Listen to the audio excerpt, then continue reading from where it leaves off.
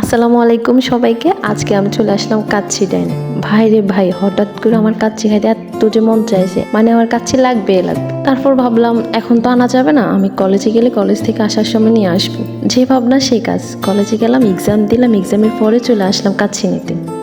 যদি আর কখনো কোথাও হঠাৎ দেখা হয়ে যায়, মনে প্রশ্ন জাগে বন্ধু তুমি চিনবে কি আমায়। ফাইনালি কাচ্চিটা নিয়ে নিলাম। তারপর আমি চলে যাচ্ছি বাসার উদ্দেশ্যে। আমি ওখানে বসে খাই নাই, ওখানে বসে খাইতে এতটা তৃপ্তিও লাগবে না আর খাইতেও পারবো না, কারণ ওখানে খাইতে হলে চামচ দিয়ে খাবে। ভাই আমি চামচ দিয়ে খাইতে পারবো না, আমি হাত দিয়ে বাড়িতে গিয়ে ভালো করে খাবো। অ্যাকচুয়ালি হাত দিয়ে খাওয়ার যে মজাটা, ওইটা চামচ দিয়ে খাইলে বোঝাই যায় না। রেস্টুরেন্টে হাত দিয়ে খাইলে অনেকে বলবো যে গেও খ্যাত কোথায় থেকে আসছে।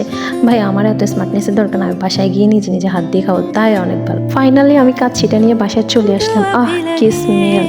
স্মেলটা আবার নাকের মধ্যে আসলে না খাওয়া যায় না, পেটের ভিতর কিরকম একটা মনে হচ্ছে যেন আমার খিদাটা চলে যায়। দেন হচ্ছে কাচ্চিটা খাইতে বসলাম। আমি আবার কাচ্চির সাথে এক্সট্রা একটা জালি কাবাব অর্ডার করছি। তো জালি কাবাবটা আমার কাছে ভালোই লাগছে, সবকিছু ভালোই ছিল। টেস্টটা মানে 100-র মধ্যে আমি কি বলবো। আচ্ছা যাই হোক, বাট আমার কাছে একটা জিনিস একদম ভালো লাগে না, এত টাকা দিয়ে আমি কাচ্চি কিনলাম, আমাকে মাংসটা এত ছোট দিছে। এটা কি দিছে আমার?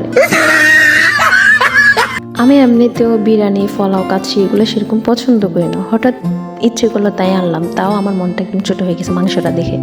দেন হচ্ছে খাওয়া শুরু করলাম আমি এবং আমার আম্মু। আমি একটা ডিমও নিয়ে নিয়েছি, ডিমটা কিন্তু ওনারা দেয় না, এটা আমি ঘর থেকে নিয়ে নিয়েছি। বিরিয়ানির সাথে ডিম না হলে কি চলে? সবশেষে এটাই যে কোয়ালিটি আমার কাছে একদমই ভালো লাগে না, যা বলছি সত্যি বলছি। Tata, thank you for my watching video.